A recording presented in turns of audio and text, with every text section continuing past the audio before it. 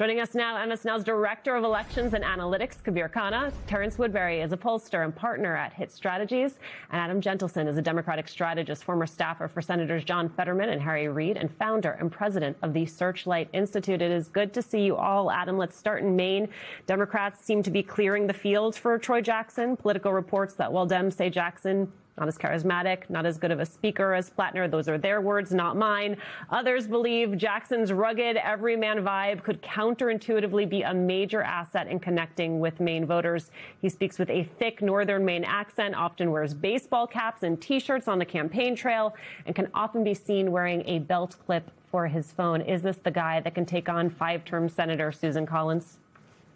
I think so. I mean, in a lot of ways, Troy Jackson is everything in real life that Graham Plattner pretended to be. I mean, Troy Jackson is an actual working class person from the Northwoods of Maine. He has a demonstrated history of electoral overperformance. He has won Trump-leaning parts of the state again and again.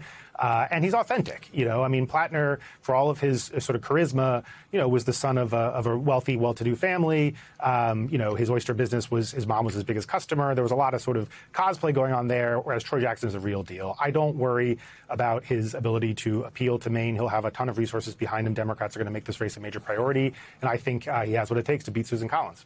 I mean, part of what I read, Kabir, is that you and I are going to talk about the map and the role that Maine was going to play in the map for Democrats. It would seem to me that Mainers understand just how critical this race is. Yeah, it's basically a must-win state for Democrats to take back the Senate. Just big picture, they need to flip at least 4 seats. They need a net gain of 4 seats to get to that 51-seat majority and retake the Senate. That's a pretty tough hill to climb this year. So Maine is the only one of the states that Kamala Harris carried that Republicans are holding this year and that are up.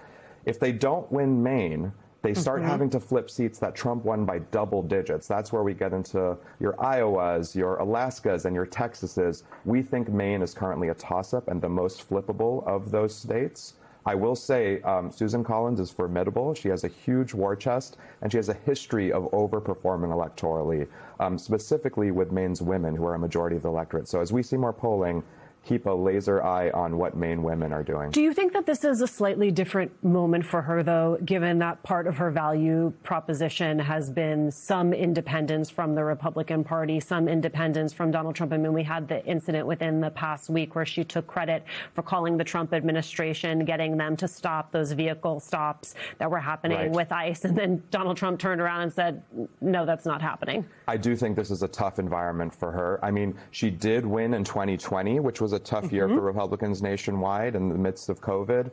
I will say she has seniority, she has a lot of money, she has a moderate reputation, but the more Democrats tie her to an unpopular administration and an unpopular war, I think the harder her path becomes, the more the race is nationalized. All right, Adam, let's go to Nebraska, where Democratic candidate Cindy Burbank announced she was dropping out in this video. You deserve representation that works for you. I've looked at the numbers. I won't be your next senator. So I have withdrawn my bid for U.S. Senate. I encourage everyone to get involved in politics, educate yourselves about the remaining candidates, and make sure you get out and vote. I just want to say the entire aesthetic is a vibe there, Adam. It's not the ad you're accustomed to seeing. She didn't mention Dan Osborne, who is, of course, the independent in the race by name. But her website calls him a good man who deserves a fair shot against Ricketts. Your sense of what is happening in Nebraska? Yeah, the main thing that Osborne needed was for her to get out, and she did, despite, you know, sort of a tepid video. That's fine.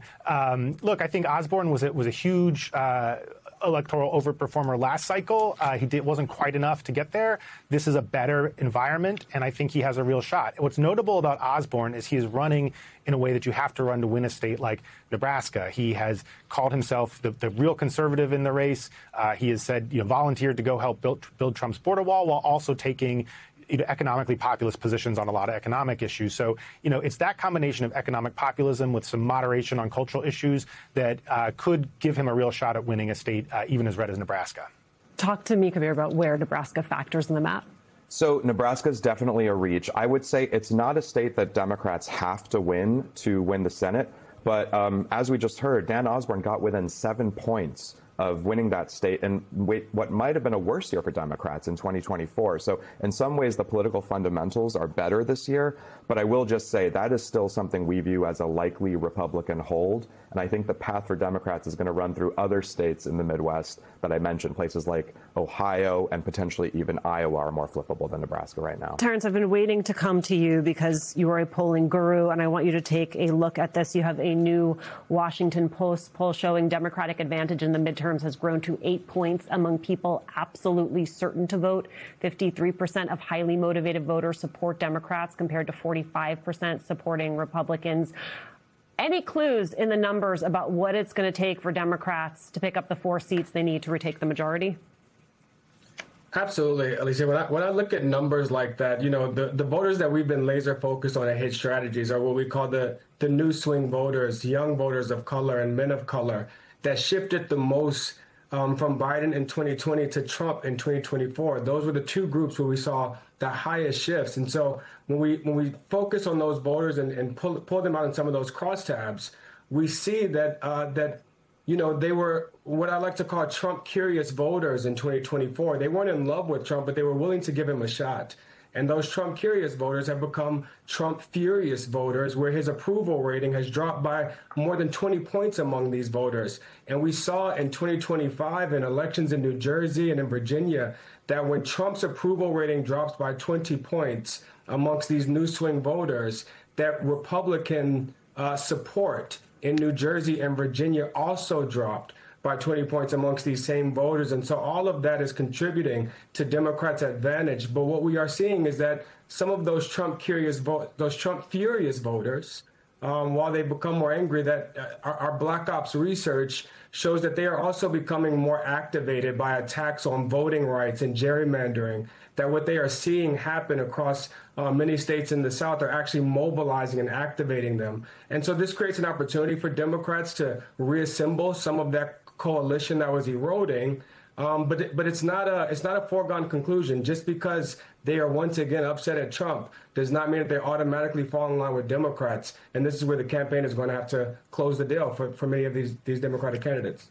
I'm curious, Adam, in Michigan, you have Bernie Sanders, Alexandria Ocasio-Cortez campaigning for progressive Abdul Al-Sayed, who is, of course, battling sitting Congresswoman Haley Stevens. When we talk about these primaries, how critical is what happens in these primaries to maintaining that enthusiasm that we are seeing among Democratic voters in this polling?